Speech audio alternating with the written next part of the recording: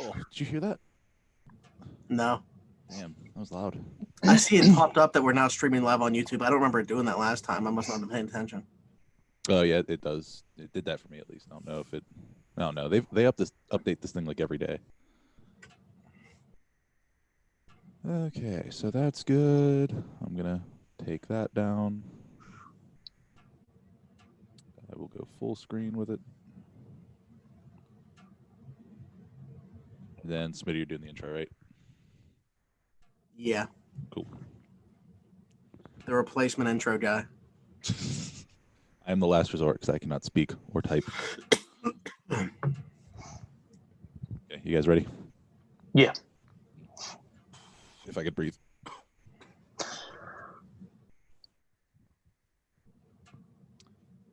Smitty, I'm gonna count 1, 2, 3. Hit record. Give it like 3 seconds and go. 1, 2, 3. Welcome to another episode of Around the 412. I am not Tyler. I am Smitty, and Tyler's not with us at all today, to be honest with you. We don't know where he is. He's probably sleeping or something. That dude's being also non-essential. Yeah, that's what I was about to say. Being non-essential, he's on that quarantine sleep schedule that so many of my friends are on. So, Yeah. Smitty, we got Donnie Druin with us today, and Herb, of course, is here with me.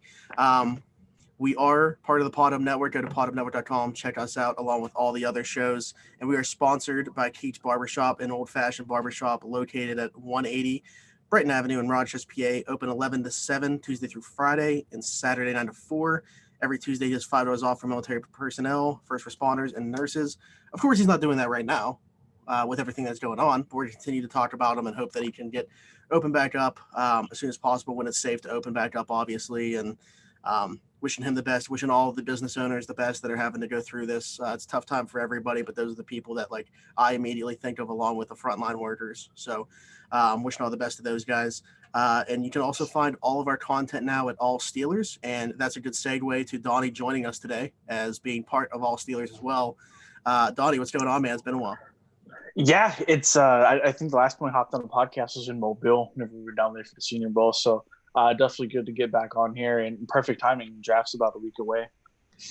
Yeah, we have a lot more stuff coming to you guys this week than typical, and thank God, because things have kind of been slow with us for a while. Kinda. Yeah, with the draft being 1 week from tomorrow, we're going to have a lot of stuff coming your way, and Herb just disappeared for a second behind the draft setup that was supposed to be. Yeah, I'm not letting this thing die. This is a great stage. It is, and it's unfortunate that we're not getting to see it. But we're gonna all go through a full Steelers mock draft. Donnie ever talked about doing it. I'm interested to see what Herb's gonna bring us here. I'm interested I am too. to see where his picks go. He's interested to see. He doesn't even know where they're gonna go. So, I guess we can kind of jump right into it. Do you guys want me to start or? Absolutely. Sure. What do you two? Okay, so this and we talked about beforehand. We kind of all went with what we think is going to happen more so than what we want to have happen. If you guys know anything about me, I've been pretty adamant on how I feel about taking a running back at pick 49. But you look at a lot of the pre-draft visits that they've had with guys, and a good portion of those are running backs, and a good portion of those are guys that are going to go high in this draft. There's too much smoke there, I think. And I think that pick 49 could definitely be a best player available scenario. So, their opinion of who the best player available obviously could vary from what mine is. For me, I would much rather wait until at least their second choice at pick 102 to go running back. But I don't think that that's going to be the case. And I know that the guy here that I'm gonna go with here, they weren't at his pro day, and it actually took place before the whole COVID-19 really started to take over. So they very well could have been there. But I just think with the circumstances and everything that's happened, this whole process has been different for everybody. So I don't put I always put stock in the Steelers being at pro days, especially because of their draft history. But I just think with how different this year is, and the fact that this guy could fall to 49 when maybe they didn't even think that he would. So maybe they thought, what's the point of doing our due diligence on this guy? With that being said, at pick 49, I have the Steelers going with Jonathan Taylor, running back from Wisconsin. And I know that a lot of people are going to be happy about that. I'm not necessarily going to be like ridiculously upset about it. I'll live with it, and I'm going to love Jonathan Taylor as a player, I'm sure, as you can see behind me. one of the most prolific college running backs that we've ever seen. And that kind of plays into me not necessarily loving the decision, because you're talking about a guy that already has over 1,000 college touches.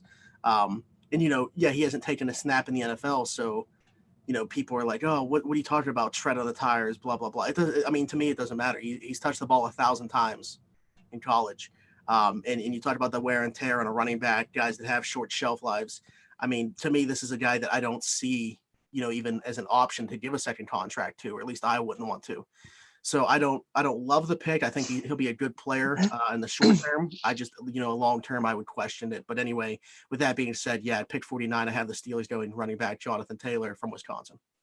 So let me ask you this. Were there any other running backs available on the board that you think they might potentially go at 49 besides Jonathan Taylor? With the mock draft that I chose to use, because like I said, I've done a ton of mock drafts. I was kind of just waiting to see how the board fell and everything like that. I think the other one that would be in consideration, well, DeAndre Swift was off the board. And he was the only one that was. So J.K. Dobbins was there. Clyde Edwards-Helaire was there. Cam Akers was there. Although, Cam Akers, I think, might be the only one that the argument would be, they could probably trade down if they were going to take. And what? I personally don't mind that scenario, them trading down. But I think that the Steelers really do love Jonathan Taylor, even though they weren't at his pro day. I think that he kind of fits what the Steelers want to do. The only thing that I worry about in the short term, like I said, I think he'll be a really good player, is the fumbling issues that he's had. But as far as your question goes, yeah, J.K. Dobbins, I could have picked him. Clyde Edwards-Helaire, I could have picked him. And I could have picked Cam Akers at 49 or traded back. So 4 out of the top 5 running backs of this class were still there at 49.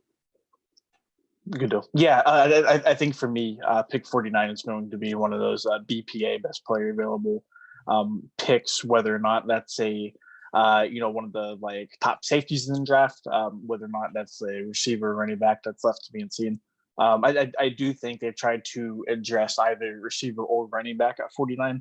I think that's kind of the reality of it. They want to capture the Super Bowl window that Roethlisberger currently gives them. I don't think they're thinking too much about the future. I don't see quarterback going at 49. We've seen crazier things, though. With that being said, I do think they go receiver at pick 49. I don't think running back is necessarily a big hole, but neither is receiver. It's all dependent on what they think will pan out during the season. Juju Smith-Schuster is entering the last year of his contract. We'll see how he develops. If he's out of Pittsburgh next year, it wouldn't surprise me. The Steelers have a bunch of people to pay on the defensive side of the ball. And if Juju's not producing and he wants a little bit more money than the team thinks he's worth, they might just kick him to the curb. Same with James Conner. James Conner's in the last year's contract as well. If he doesn't produce, if he doesn't bounce back from, I don't want to say terrible, if he doesn't bounce back from the off year that he had in 2019, then he's likely gone as well. So I have KJ Hamler from Penn State going here at pick 49. Just a phenomenal all-around receiver, somebody who can work on the inside and the outside of the slot. He's a big play, deep down the field threat, a guy who has speed. He's got phenomenal hands. I just think he could do it all. I think he would work great under Juju and Deontay Johnson coming next year. There were some other receivers I entertained here. Brandon Ayuk from Arizona State is a guy who could potentially fall there to 49. You also have guys like Michael Pittman Jr. I know you're a really big fan of him, coming from USC, but I think Hamler's the pick here. Okay, that brought up a few points, not necessarily about the pick of Hamler itself, because we can get back to that. But as you were talking, some things entered my mind. When you talk about Juju Smith-Schuster being in his contract year, well, one, even without that, KJ Hamler adds an element to this offense that we don't currently possess. As you mentioned, with the way that he stretches the field, get the ball in his hands and let him work. But with Juju being in a contract year, say he does leave after the season, then we're sitting here talking about how receivers the biggest need if we don't take a receiver this year. Right. So, I think that they're definitely going to add a receiver at some point early. I actually have a receiver as my next pick. But yeah, whether it be this year or next, the receiver as a top 3 receiver is probably going to need to be added. I don't want to see Juju go. But as you mentioned, the Steelers are going to have their value on him. He's going to have his value on himself. And, are the two sides going to be able to meet in the middle? I guess it's yet to be seen. It's a shame what happened last year, everything, whether it be with, like you said, James Conner as well, having an off year. There's just so many factors that played into that for Juju. Injury for himself, the injury at the quarterback position, the run game really not being able to help out. And they feed off each other. The pass game wasn't able to help out the run game. There just was no balance on the offense. But yeah, that, and then you mentioned safety as well could be a potential pick here, and that's still with, we have Minka and we have Edmonds coming into year 3. But I don't think that a lot of people realize that, well, first off, there's a terrible lack of safety depth right now, and you could say that about linebacker too. But also how often you have 3 safeties on the field anyway. Yep. Today's NFL. So you really need 3 starting safeties. So what the Steelers started to do last year after they got Minka, they started playing Terrell Edmonds more around the line of scrimmage, more in that kind of like box safety role. They had Minka like roaming around.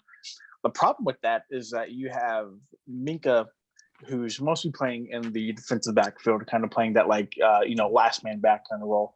And then you have Terrell Edmonds, who's playing close to the line of scrimmage. He's being used more in like grunt support, those kind of situations, matching them up on tight ends. The Steelers don't have another safety who can go and track the football. They have a couple of guys who can be decent in terms of run support and just kind of making sure the damage isn't done too much. I mean, Jordan Dangerfield for one, Marcus Allen another one. Just a couple of guys who aren't super great at ball tracking. And I think whenever you look at safeties in the NFL nowadays, you look at guys like Minka, you look at guys like Jamal Adams, Derwin James. All of those guys can go and find the football like that. And I think the Steelers need another guy back there who excels in finding the football and creating more turnovers. Yeah, I agree. And real quick to get back to the actual pick of Hamler that you had at 49, with the receivers that you mentioned, some of the other ones that could have potentially been taken there. So I assume Jalen Reagor was off the board at 49. Yes. Okay. Yes. I would love Michael Pittman Jr. I have no problem with KJ Hamler, though. As I mentioned, I think that both those guys would add an element that we don't currently have. It's more just pick your poison, and in today's NFL, getting that speed factor, we see what it does for offenses. So he would, regardless of, I know that there's issues with his drops and stuff like that, but he immediately steps in day one and adds an element that we don't have on this offense currently. So, hard to be upset with that pick. Yeah, the only reason why I hesitated at 49 taking a receiver is that this is such a deep wide receiver class. I'm pretty sure you've seen it whenever you've done your mocks, where you'll take a receiver early and then you get to rounds like 5 and 6, and there's still like some quality guys you could add to your roster. I think there's going to be quality guys that go undrafted, to be honest. Yeah, but... yeah. All right, what do you got for us, Herb? I was gonna say, do you want my honesty 49. here? So 49, if I remember right, both Dobbins and Taylor were taking the 2 picks beforehand. Nice. That's not to say I would take a running back, because I wouldn't. At least right now. I personally have a little bit too much faith in Benny Snell still, and I will fully admit that. But I went with Terrell Lewis off the edge. Okay. I honestly, like Donnie said, you're going to have to pay some guys after this season. And I think even if Bud does have another great year, I'd take TJ. I'm okay with having somebody else on the other side, to be fair. Yeah. I mean, there's a good chance that he prices himself out. I mean, I'm glad that we got him back for another year. Yeah. On the tag. Terrell Lewis is actually like an early mock guy for the Steelers. Like, that's a guy that I saw, kind of originally when I was doing mock drafts. A guy that we saw in Alabama, Donnie, and a guy that he just a rare athlete. But the only concern with him has been the health issues. He really hasn't been able to stay on the football field. Yeah, but you talked about, as far as you talked about replacing Bud, I mean, putting another guy on the other side of TJ, that guy's in a prime position, to be that 1A or B even potentially. He's just a nice compliment to him. And as you mentioned, you might not be able to pay a premium to have the other guy on the edge as opposed to TJ. So, I don't mind the pick. I just hope he can stay healthy, and he's an Alabama guy, so Tomlin's going to be interested in him. The Power 5 guy, big time Power 5 guy. The only concern for me would be the injuries, but when you look at just who he is as a football player, and I think his best football could still be ahead of him as long as he stays healthy. I think that will be the case. Yeah, absolutely. The 2 things that I noticed just from reading is he seems like an absolute freak athlete, but like you said, the injuries, like I mentioned, he's missed a good bit of time in 2 of the past 3 seasons, and it seems to me that they don't seem too sold on his explosiveness, which kind of reminds me of Bud before this year. So, yeah, I think that's one of the hard parts about trying to decide whether or not an edge goes in the second round, because if we know for sure that Dupree's gone after this year, I think edge is probably one of the top priorities here at pick 49. But that's the thing we don't know. We don't know whether or not the Steelers are going to be willing to shell out money for basically 1 year of production from Bud Dupree. So I think they'll be happy with him playing under tag for 1 more year. But, like we said, there's going to be decisions that are going to need to be made, similar to last year, whether it's from keeping Javon Hargrave to Bud Dupree, or, you go to next year, whether it's keeping Dupree or Juju, or, extending TJ next offseason. Minka Fitzpatrick's going to need a new deal within the next couple of years. So, yeah, there's a lot of hard decisions. But, no, I think Lewis, if he was drafted there, I think that would kind of pave the way for, Bud's way out of Pittsburgh, which I'm sure a lot of people would be happy about. Do you remember anybody else that you might have considered at 49? Pittman was the only other one right there. I was curious as to any of us would have, as we mentioned, the safety, like an Antoine Winfield Jr. He wasn't available with any of the ones that I had done like over the last 2 days. So, but yeah, I mean, I could, there's the case for everybody that we said in those picks, but I don't know. Okay, so moving on to round 3, pick 102 overall for the Steelers. I have them going receiver here. I have them addressing the receiver position. So going 49 and 102, both going still positions. A guy that really entered the conversation here, in that second tier of receivers, I'll say, not the first rounders, but the guys that we'll see taken on day 2. For me, watching what he did in Alabama, Van Jefferson, the receiver out of Florida, one of the better route runners, I think, one of the more cleaner prospects that we've seen at the position in this draft class. And I think that he's going to be part of, like I said, that day 2 that I expect to be heavily featured receivers. You're going to see receivers taken. You're going to see a lot of receivers taken overall in the draft. But I think like you could see 4 or 5 taken day 1. I think day 2, you're going to see a nice run on receivers. And I think Van Jefferson would go a lot higher in a different year, but we benefit from the fact that this is such a deep receiver class that he falls to 102. He has met with the Steelers at least once. They're doing their due diligence on the guy, and I'm sure that they were impressed. Tomlin had a front row seat in Mobile as well. So Van Jefferson's a guy that I really like at 102. You talked about, I mentioned this route running, which, is that an element that he's bringing to this offense that we don't necessarily have, like KJ Hamler? No. But he's a guy that's going to be open. You look at how good of a route runner Deontay Johnson is. I'm not going to immediately compare him to him, but I mean, he's known for his route running. And like I said, he's always open. So we'll see. You talk about having him, Deontay Johnson, Juju, hopefully for the long haul, at least in my opinion. And then you have James Washington to be that deep threat, hopefully, and continue to come into his own game. We saw sparks last year, but that sounds like a pretty good young receiving core to me. Definitely, yeah. So, if it's basically, pick your poison in terms of either going running back or receiver first. If they do decide to go running back, I do think they go receiver in the next round as well at round 3. Van Jefferson's a guy that they have met with. They certainly have shown interest with. And like I said a little bit earlier, the Steelers are typically a team to where if they go to a pro day and they initiate, meetings and all that stuff, clearly there's an obvious interest there. Their track record shows that, if they draft a guy, they've most likely met with him. So Van Jefferson very well may be the pick here at 102. So with me going receiver, round 1, obviously I'm going to flip back and take a running back here. And round 2. Flip back, take running back here, round 3. I took Zach Moss, running back in Utah, and Beefy's rolling over in his grave of pillows right now as he's sleeping. But Connor, I think he's in his last year in Pittsburgh. I don't see the Steelers re-signing him after this year. Nonetheless, he takes a decent sized pay cut to be a running back starter compared to all the other guys in the NFL that are getting their deals. Benny Snell, I'm not going to lie, I don't see him as a 3-down back in the NFL. I think he's a really good change of pace guy. I like what he brings to the table in terms of being a power guy, a guy who can get you 3 yards in a cloud of dust. I don't think he's a guy that can handle 30, 25 carries a game. And then Jalen Samuels, I think he underperformed last year. I think he's probably on his way out as well. So I'm taking a guy here, Zach Moss, a guy who could do a little bit of everything. People say he runs like Kareem Hunt.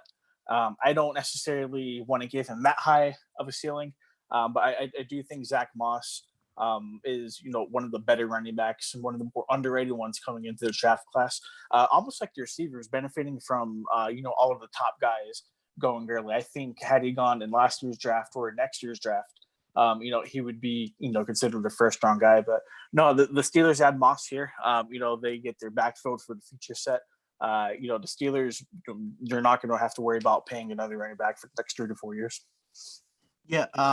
Before we move on to Herb's pick at 102, you mentioned about James Conner, and let's just be honest with ourselves here. Even if he does have a really good year, that probably means that he's going to price himself out. I mean, I just don't see a scenario where he stays in Pittsburgh beyond this year, because it's either he's underperforming, or if we're drafting a back this high, like both of us have had, one of the first 2 picks, that guy's going to be the running back to the future. You're not drafting a guy that high to have him sit behind James Conner. Yeah. Or be part of a committee with Benny Snell as well, and all these other guys, as you mentioned, like Jalen Samuels. What's his future? But yeah, I think that I don't see that there's any way that this isn't James Conner's last year, one way or another. And the Steelers, to my liking, haven't paid a running back. Like, if they're not going to, they tried to pay Le'Veon Bell, not what he wanted, and they are always going to win the battle in terms of negotiations with these guys. And I think that they know what they want to pay James Conner, and what that might be probably isn't going to be what he wants to hear. So. Yeah, I want this to be really clear. This isn't a personal take on James Conner. I think what he's been able to accomplish, both in his collegiate and professional career. You talk about a guy who beat cancer while he was still working out with the team, came back, had a great senior season. Got drafted by his hometown team and has been able to string together really good amount of games. And I'm sure, even if and when he does leave Pittsburgh, he'll find a new home. So I don't want people to take a personal reflection off of us saying that, this is probably James Conner's last year. Oh, but they will. Yeah. It's really hard to talk about James Conner with Steelers fans, because they do kind of, take it personal. Hey, he's a hometown kid. He beat cancer. How do you not want him on the football team? And the reality is that he really hasn't been able to stay healthy. I know Smitty doesn't like this, but at certain times when he shouldn't, he will fumble. I'm not knocking him for that completely, but, it's certainly not something you do want to see. But no, at the end of the day, like Smitty said, the Steelers are always going to win at the negotiation table. And even if James Conner does have a phenomenal year, I still think he's on the way out. Yeah, and I've mentioned it on the last, at least the last podcast, maybe the last 2. It's just kind of unfortunate, the timing of everything, for him to have that down year, and really the offense in general to have the down year, him be hurt. Like Roosevelt Nix was hurt. That's a big part of it to me too. Yep. Is they were at their best in the running game when he's healthy. But yeah, all these factors playing in to now, we got to make a decision. Are we taking a running back here because James Conner's in a contract year? Had he had a phenomenal year last year, we even talking about taking a running back. It's a tough situation. It's a shame that he had that down year last year, but yeah, it's just, you look at everything together collectively, and it's just, I just don't see a way that he's the running back here next year. I do say, if they do take a running back in this draft, especially high, they're not going to carry 4 running backs into the season. I think Jalen Samuels will be the odd man out. Yeah, I'd have to agree. And to James Conner's credit, I do have to say, you talked about how good of a collegiate career he had to now, he's had good stretches of games in the pros. We're talking about a guy that was in the Pro Bowl just the year before last. So, but the way that his game has changed from college is insane. Being somebody that watches Pitt, he didn't have the hands. He wasn't he didn't have the look of a 3-down back there. And I questioned the pick a little bit in the 3rd round when they took him. I just thought, they're just taking him because he's Pitt. It's a cool story. Obviously, everything he'd been through, they share the same facility, so they're very familiar with him. But I mean, he turned it into a pretty good pick, regardless of what happened last year, regardless of how the future goes. I mean, the one season that he gave him for a comp pick in the third round, I mean, it is what it is. But it's a shame that this upcoming season is probably to be his last in Pittsburgh. And on that sad note, I went a completely different route. Okay, Love it. So I went with Ben Barch. Oh. Barch? Yeah. Okay. Out of St. John's. The tackle from St. John's. Yeah. I believe he predominantly has played left tackle the past 2 seasons. I could be wrong. He's a converted tight end. I have been very vocal in the fact I do not like Big Al, especially this past season. I don't know how much the team has faith in Chooks behind him. And like I said, being converted, there's definitely room to grow. But best player available kind of thing. I think in my draft, that was probably the situation why I went with it. So, a converted tight end. That's, Villanueva played wide receiver, tight end a little bit, and they converted to offensive tackle. Absolutely massive. I'm not sure how tall Ben Barch is. 6'6". How tall is he? 6'6", 309. Okay, but there's like you said, predominantly left tackle. Behind Villanueva, there's not somebody else on this roster that's gonna be able to play left tackle in the NFL. So that's definitely a position that's going to need addressed, whether it be, this season, if we wait again until next year when we actually have more draft capital, I don't know. But there's obviously like the top left tackles that you have. And then you talk about like that second tier. And I think Ben Barch is probably in that second tier of guys. But he doesn't have to step in and play left tackle right away. I'm not, ridiculously high on Al Villanueva either, but he's going to be the left tackle next year. Could he enter the competition though immediately to play right tackle and talk about moving Filer inside the guard? Yeah. I'm talking about Ben Barch here. I think as of right now, what they would like to do is have Filer play left guard and replace Foster and have a competition between Chooks and Zach Banner at right tackle. But if you're talking about taking Ben Barch, I think he enters the conversation to play right tackle immediately and hopefully in the future develop into the left tackle. So in that case, do you think Wisniewski's just the guy that they kind of shift around? Yeah, I think he'd be like the primary backup pretty much at the interior. Yeah. Okay. The center in both guard positions, Gotcha. Which I think is a fine role. He's going to definitely get playing time regardless. He basically just swapped out with BJ Finney. And that's even though he started in 2 of the last 3 Super Bowls, he hasn't been like the primary starter to start the season. Yeah. Yeah, he came on in the postseason last year for Kansas City, which is really weird. Strung together a nice postseason run. I do think Wisniewski is the starter come day one, the opposite of David DeCastro in the other guard spot. Well, yeah, I think so too. I guess I'm painting the picture with, in the case that we draft Ben Barch at 102. Yeah. Okay. To step in for Filer at right tackle and Filer move inside. But as of right now, I would say it would be Villanueva, Wisniewski, Pouncey, DeCastro, Filer. I actually like Filer at right tackle.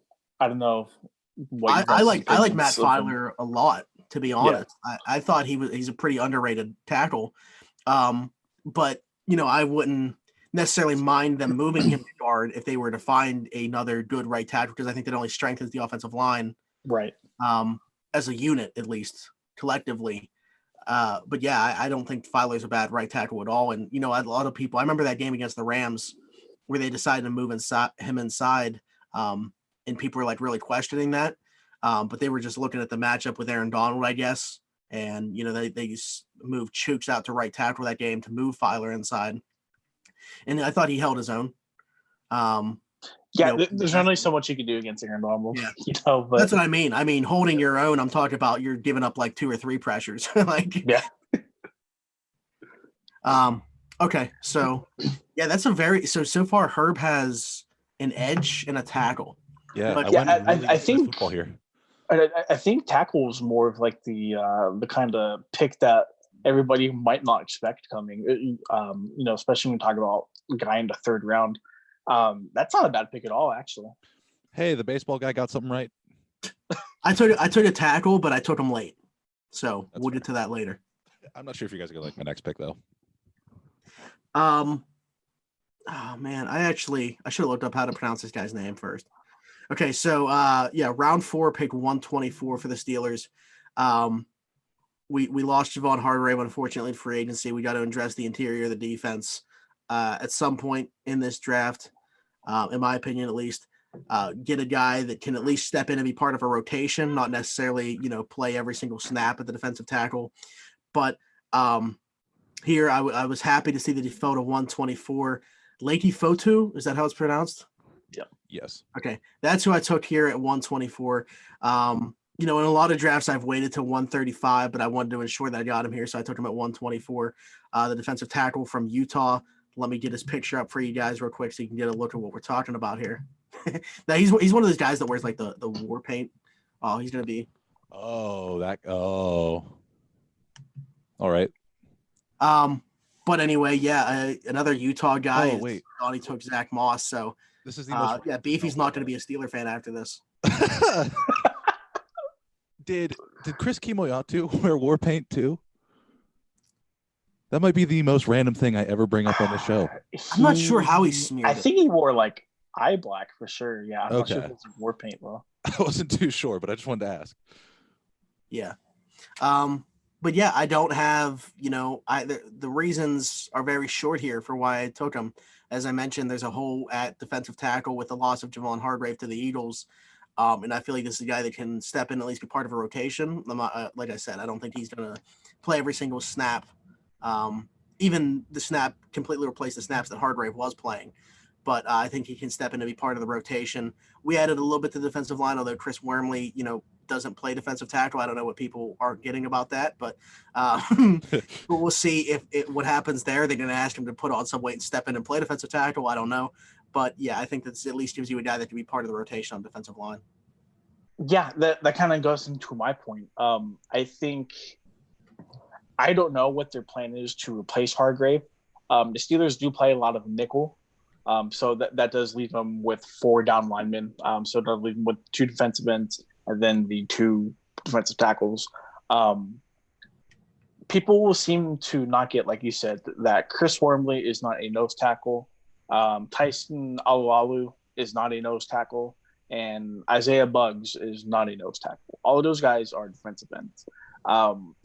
Could Buggs put some more weight on and slide to nose tackle? Sure, maybe. But he didn't play a lot of nose tackle at Alabama. He didn't play a lot of nose tackle last year, his first year in Pittsburgh. I don't think any of those guys are cut out to do what Javon Hargrave does. If it was up to me, if Neville Gallimore is sitting there at pick number 49, I think that's pick. I think it's a no-brainer pick. If they don't take Gallimore and he's there at 49, you'll probably hear me from Pittsburgh flipping my apartment upside down. That being said, Fotu's great pick. Really good value there in the 4th round. Did you entertain taking somebody else with the first 4th round pick? Because you do have a pick 11 picks later, I think. Yeah, I did. I actually picked my guy in the 6th round before I picked in my 4th round. Like, I knew who I wanted to take in the 6th round, and he was available. So because I picked that guy and he plays that position, I took this guy out of the conversation. I considered Kayvon Wallace here, who was available. That was really the only debate that I had. But Fotu, obviously filling an immediate need, would be the only traditional nose tackle that we had on the roster. It was a no-brainer. Yeah, and a lot of people like to point out that Hargrave didn't play a whole lot of snaps.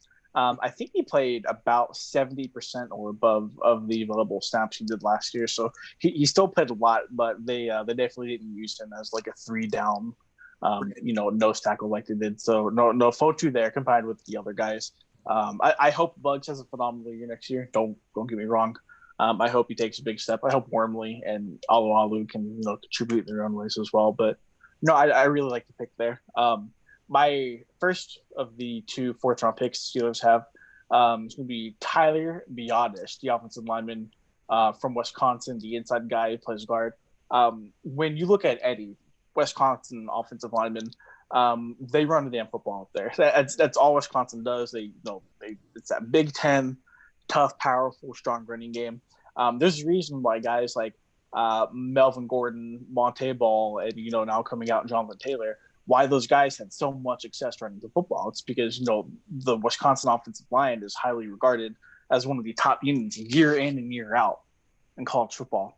Biadasz is able to play both guard spots. He's a guy who's accustomed to playing in a zone blocking scheme, something the Steelers like to do a lot. He's a guy that, he has a little bit of wheels on him. He's able to, pull around. The Steelers love to run those trap plays, where they're pulling the caster and whoever else left and right. So I just think adding offensive line depth is a priority for the Steelers somewhere in this draft. I don't necessarily think it's a super duper high one, but I do think we see a offensive lineman taken, and for me, it's here in the 4th round. Yeah, this is a guy, a guy that originally had some day 1 or day 2 hype. Originally, when this whole process started for the draft, a guy that they talked about, as one of the top interior offensive linemen, along with, the Lloyd Cushenberries of the world, Matt Hennessy, who's the other top, Cesar Ruiz from Michigan. Yep.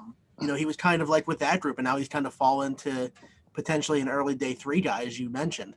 But I really like the value there. I still think he's a very good football player.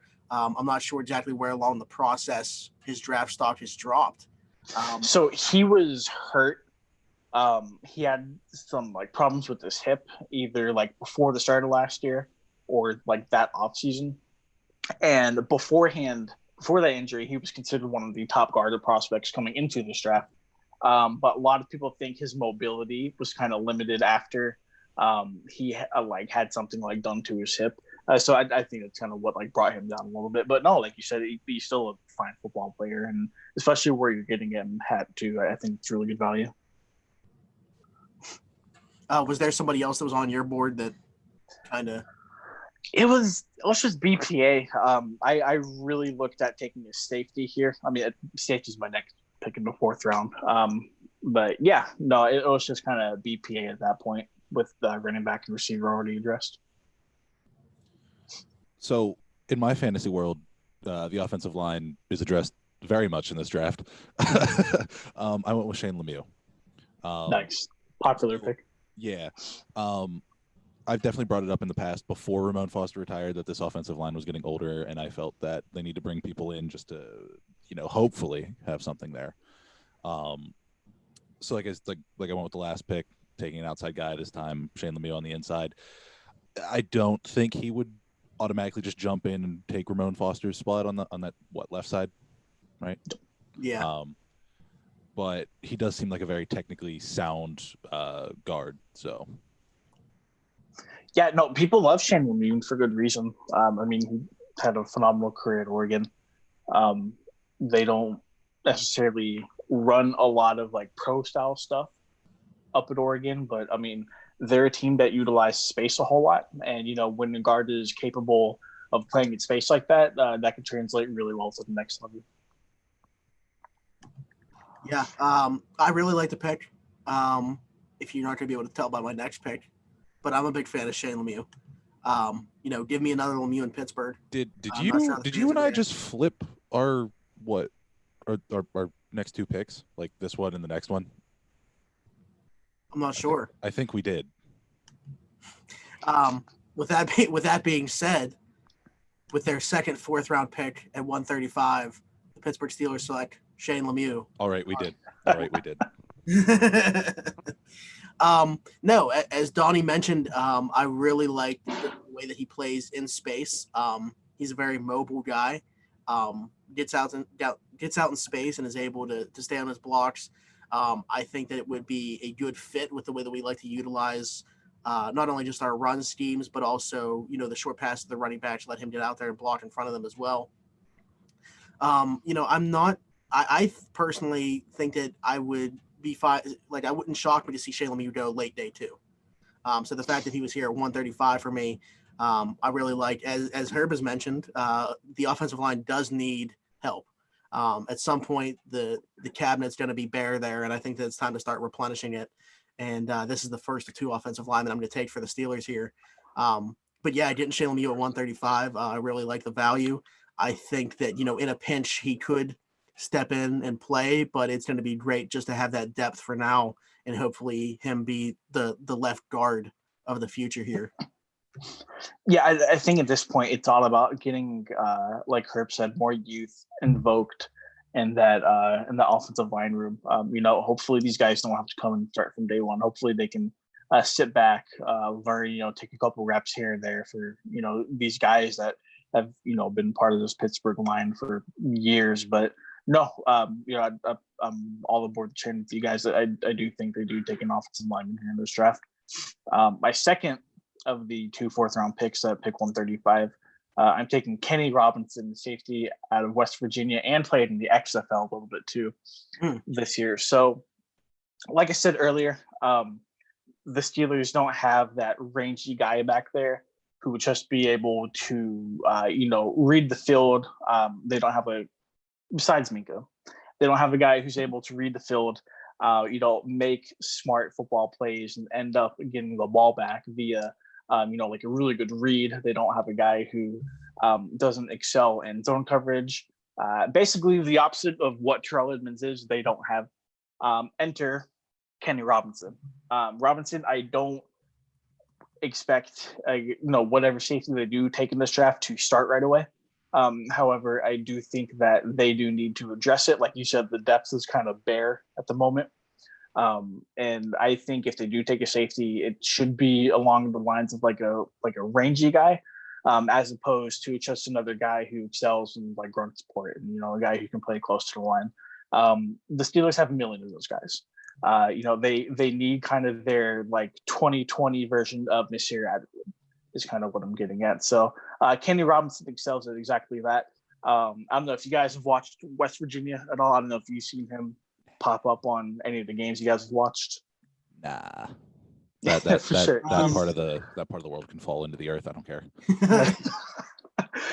He's a guy that makes plays. He roams the football field. He's got really good sideline to sideline speed. He just always seems to find himself around the ball, and I think the Steelers could benefit from that. You know what? I honestly don't know too much about him, so it's hard for me to come on here and give like an in-depth opinion of it.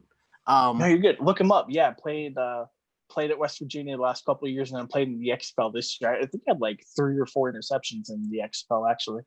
Yeah, I see. He's 6'1", 205, pretty good size. It looks like, pros, ball skills, natural tackling, tall, rangy, plays with terrific timing. The cons on his game seem to be he freelances at times. He's not assignment driven. He doesn't anticipate the play. And it looks like, you mentioned he played in the XFL. He left West Virginia early due to academic fraud. So, I don't. Good. I did not know that. So I don't know exactly, where the Steelers stand on that type of stuff. Well, hopefully I've ever heard of that reasoning before. Well, yeah, but yeah, I mean, overall, with what I'm reading here, we're talking about, a 4th-round pick. So the ball skill is tremendous, good tackler, tall and rangy. You can talk me into that in round 4 for sure. And for reasons that I don't need to explain because Smitty already did, I went with Fotu. So yeah, we just you guys when we picked them. Same wavelength. I love it. Somehow. Okay, so they don't have a 5th-round pick. Thanks, Nick Vanette, for those 12. Yeah, thanks for shitting. Thanks for on the team after you left too. Wait. Do I have to go back and find it now? What? What'd you say, Tony? What word did you use? The bad word? Yeah. We're good. Don't worry about it. Again, it took me forever to find it last week, dude. No, okay, but I didn't even find it. Shannon did. So moving on to round 6, as I mentioned, without a 5th-round pick. This is where I address kind of the safety position, but I'm not so sure this guy's going to play safety in the NFL. I'm picking a guy that I expect to be a special teams ace type guy here. We need depth at that position. I think it's very likely that he could end up being a linebacker. Regardless, even if he does play safety, he's going to be around the box.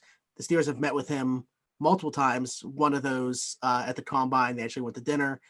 Tanner Muse, safety from Clemson. He did play safety there. Like I said, I'm not so sure he sticks at safety in the NFL. I could very well see him being a linebacker. 6'2", 230, incredible size. Started 39 games, and then we're talking about a program like Clemson. But his role was kind of to showcase his versatility. That's probably his best trait. Frequently plays in the box. Good speed, good size, physical. They think that he would translate to a weak side linebacker in a 4-3 defense. But I think that his experience at safety will serve him well, at least in terms of, I think he can cover guys as well. But I think he's at minimum, you're talking about a very quality special teams guy here. But I think that there's upside there that he could start in a pinch as well, whether it be a weak side linebacker, maybe even we're talking about how often Terrell Edmonds plays at the line of scrimmage. And I think that's kind of the role that we could see him play in the NFL as well. Yeah, whatever you get into the later rounds, you definitely just I don't want to say it's just like taking a shot in the dark, but you're more willing to take a gamble on these kinds of guys. A guy like Tanner Muse, if he's taken in the 6th round and at minimum he's able to come in and contribute to special teams, that's a win for me. Based off of the hit and miss ratio for all NFL teams when it comes to the last couple rounds of the draft, if he's able to come in and contribute right away, which he can, like you said, started about 30 games for Clemson. He's part, of some really good national championship teams there. So he knows what it takes to win. He can play safety or linebacker, like you said. I think he's a guy that Keith Butler might be able to move around and have some fun with. So I also went secondary for my 6th round pick, and I think you guys will be really happy with this. Dane Jackson from Pitt is my pick here in the 6th round. Outside of Joe Hayden and Steven Nelson, the cornerback depth is a little bit shaky for me. Justin Lane, we're still not super sure what he's about. I do want to see him a little bit more in action this year, just because the team did kind of limit him last year in terms of like reps. While I'm not doubting Justin Lane, it's always good to have cornerback depth. We saw firsthand in Mobile, Dane Jackson, very sticky guy. A lot of the one-on-one matchups that he went up against, he won. And that's a really big thing for corners, especially in the NFL, being able to hold your own. He's a little bit handsy at times, which I can get past. I would rather him be there than him not be there. Shots at Artie Burns. But no, I just think that Dane Jackson's a quality guy, and if they get him in the 6th round, I think he could potentially play special teams. But I mean, that's a really high upside corner for getting him in the 6th round. Yeah, and it as what you mentioned behind Nelson and Hayden. I mean, Hilton and Sutton are both free agents after the year, so the future. Well, they're also slot guys as well. Yeah. But I guess there's a lot of people that think maybe Dane Jackson translates better to play in the slot. I don't know. I mean, I don't know exactly. I like the pick because the cornerback depth, like you mentioned, Joe Hayden's getting up there in age. Although he was Pro Bowler last year, I'm not saying I expect his play to drop off or anything like that. Him and Nelson both are in contract for 2 more years, but the guys on the inside, they're both free agents after the year. Where very well could be that one will be back. And then you talk about Justin Lane, who was really just a special teams contributor last year, was very good at it.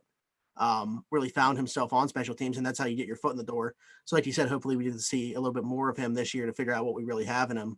We spent a day 2, round 3 pick on him last year. So I think that his upside is very good. He's still kind of learning the role. I mean, he was a receiver at Michigan State. So for most of the time, I should say.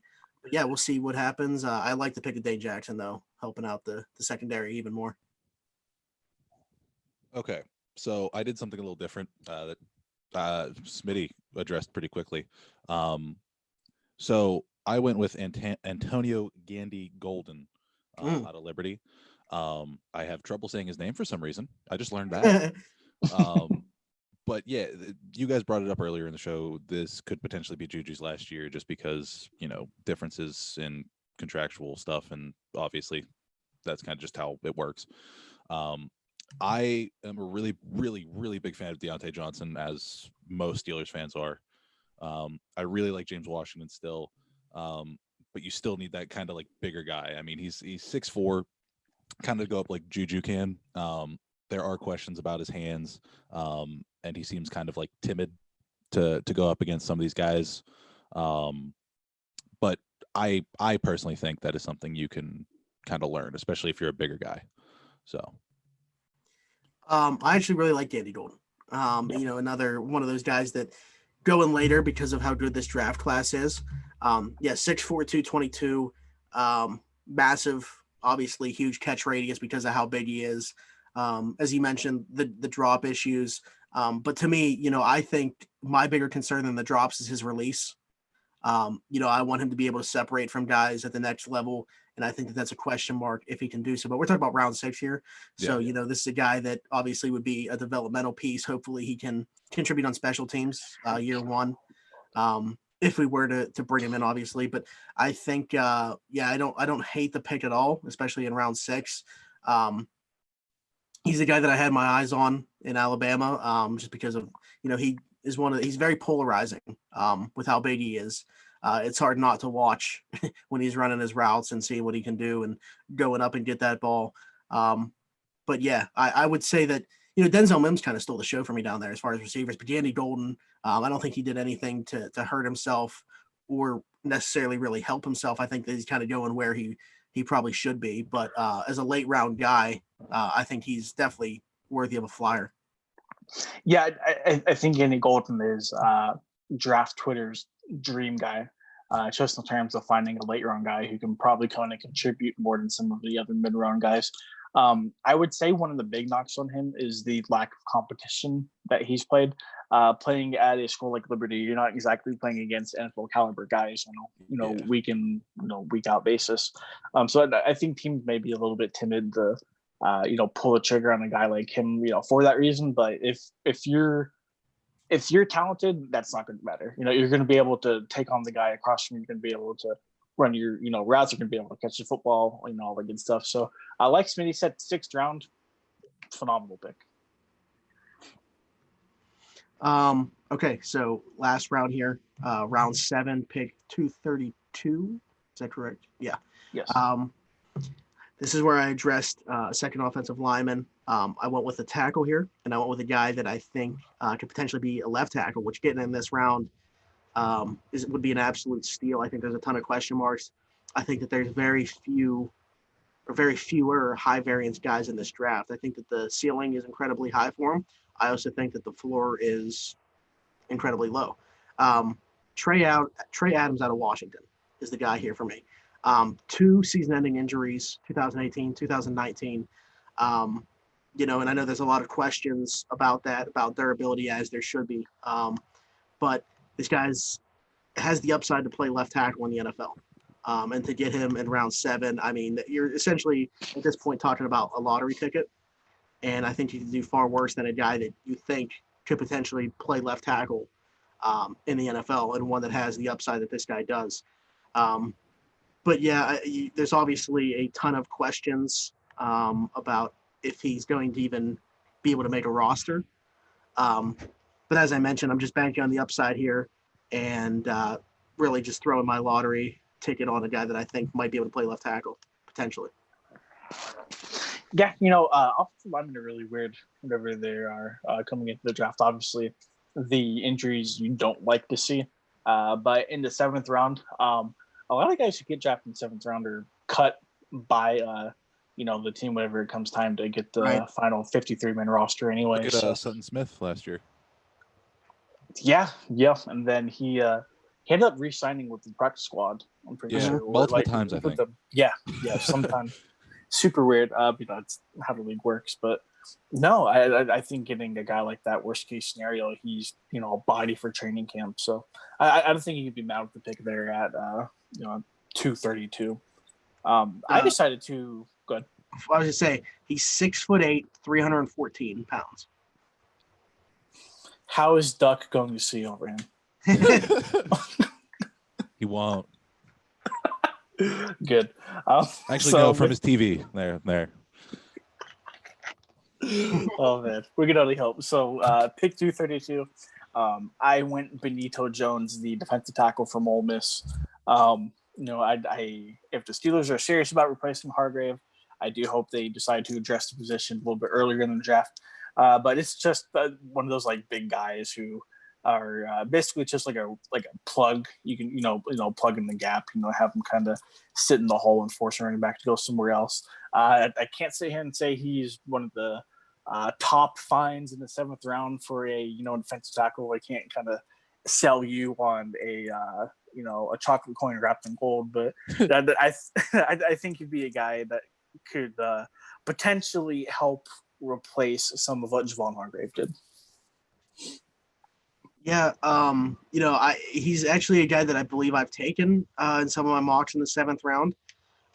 As you mentioned, if you're not addressing it early, you're just looking for a body, a guy that can maybe play a couple downs, and just you're not even looking for like much pass rush from him. Just fill that hole, let the other guys do what they need to do, and just sit in the middle, take on blocks, whatever it might be. But yeah, if you're not addressing defensive tackle earlier, I think that's you're at least getting a guy in round 7 that you think is going to make the roster for that role. I would like him better than Dan McCullers for sure. So, yeah, not hard to replace him. Excuse me. Was that it for you guys? Yeah. Okay. Smitty, I'm going to need you to pronounce this man's name. It is your tweet from yesterday on the podcast account. Just for the sheer fact of apparently how much the Steelers like him, and from what I've seen, he does seem very, very talented, but goes to such an obscure school. Can you please say the name for me? Well, I don't think TCU's that obscure, but that's where he went. I find TCU obscure. I don't know why. I mean, yeah, well, okay, so Siwo Olanalua, is that who you're talking about? Like, I don't even know if I'm saying that right. But anyway, might not. You're talking about a running back here that's 6'3", 240 pounds. Yeah. Absolute freak athlete for sure. Yeah, and yet can run the way that he does. Yeah. I mean, he doesn't necessarily have the long speed there, but he's got nice burst. A lot of people like his when you look at the draft report on him, they talk about I think he's just like a short yardage specialist. I just don't see that when I look at his game. I brought him up before we started. The footwork king. We follow each other on Twitter. I'm always watching his stuff. I think he does incredible work with guys in the flex. But yeah, he's a big Siwo guy. That's one of his boys. And I don't think that it's a bad pick at all if you're waiting until then to address the running back. And he very well might go undrafted. So yeah, I mean, yeah, I think that for him I don't want to say it's incredibly high variance, but it wouldn't shock me if he went in round 5. It also wouldn't shock me if he went undrafted. Yeah, absolutely. I guess it just kind of depends. But as you mentioned, the Steelers have met with him at least twice that we know of. So there's obviously an interest level there, and maybe they're seeing, kind of the same thing that I put out there. That you look at the way that he moves in space, the contact balance is great. He can catch the ball out of the backfield a little bit, but that's something I think will develop. But being as big as he is, like 6'3", 240 is bigger than Le'Veon by a little bit. But you look at the way that Le'Veon even transcended his game from when he was his college days to his pro days. He was kind of ahead of the mold because you typically see, like I wanted to mention about Benny Snell, the fact that he'll probably do what most Steelers running backs in the NFL do is like cut 15 pounds their first, time coming into camp with a team like this. After drafted last year, this is his first full off season. Guys typically cut that weight knowing what they had to do. Le'Veon was ahead of the curve. Like he got drafted and immediately knew what he had to do to be like a 3-down back in the NFL. Now I'm not saying this guy's going to do that or anything like that, but I'm saying, maybe the fact that this that footwork king, I'm just gonna keep calling him that because I love that name and his Twitter account's great. Sees a lot of Le'Veon in him is because, I mean, we all saw Le'Veon firsthand. He calls him Le'Veon Bell 2.0, and you look at the tape and what the things that he did in college look like some of the things that Le'Veon does in the NFL. Now, whether that's to be able to translate, I can't answer that. But we're talking about, once again, a 7th round here, which is essentially just a lottery ticket. You're just, can I even get a guy that can contribute to my NFL roster? Yeah, for me, whenever it comes to the NFL draft and the NHL draft, when you get past round 5, you kind of just have to draft based on raw talent and hope you can pull that out of them. Obviously, me being the baseball guy, baseball's a little bit different because it's such a long thing and there's so many guys and you never know. But yeah, I completely agreed. Yeah, and I think that what's going to be different this year, and we're seeing the Steelers already address it, is I don't think that you're going to see a large amount of undrafted free agents, at least for the Steelers. I think that's why we're seeing the XFL signings we are. I just think the way that the process is this year, with everything having to be so different, they want to see guys that they've seen play in games recently, and that's why they're going the XFL route, as opposed to they're obviously still going to make their at least 6 selections. Well, I guess they could potentially trade. I just don't see them trading up. Yeah. They could trade down and acquire another pick. I think that's a real possibility.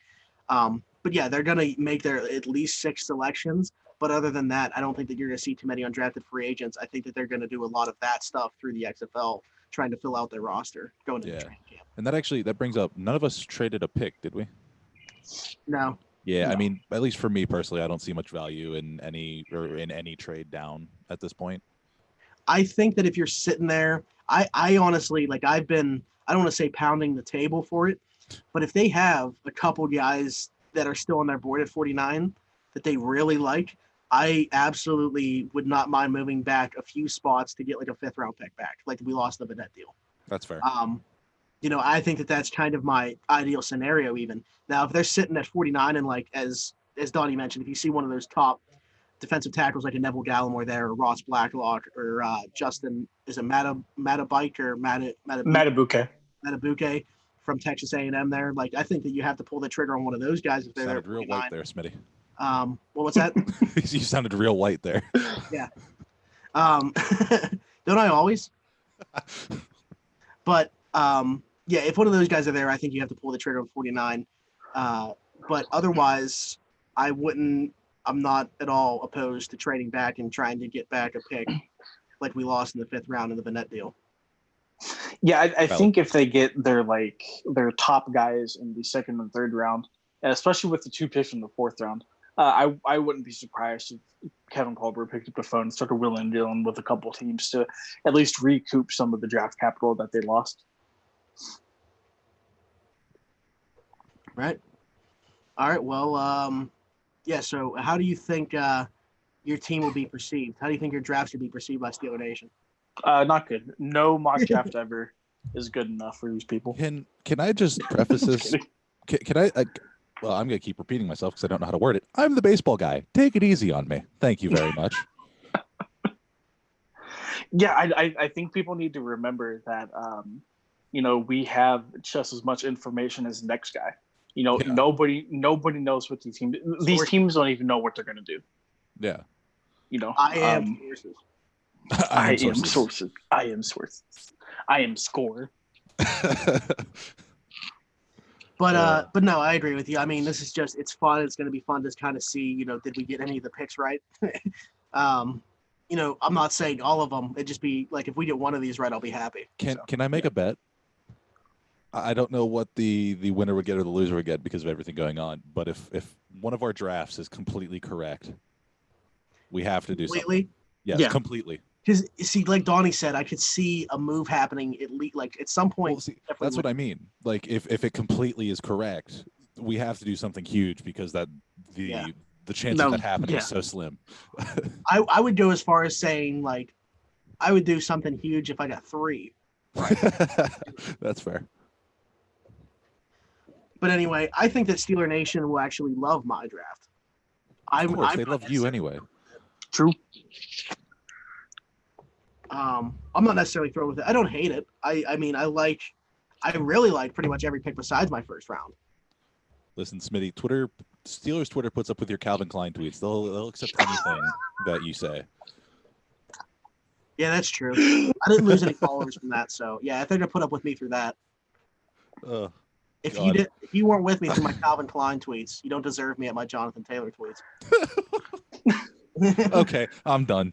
All right. But Donnie, thanks again for coming on. Yeah, really. It's good to see you again. Dude, I love hanging out with you guys, man. We definitely need to podcast more often, especially now that we're not doing anything. Well, Smitty's working, but Technically, I am too, but man. All right.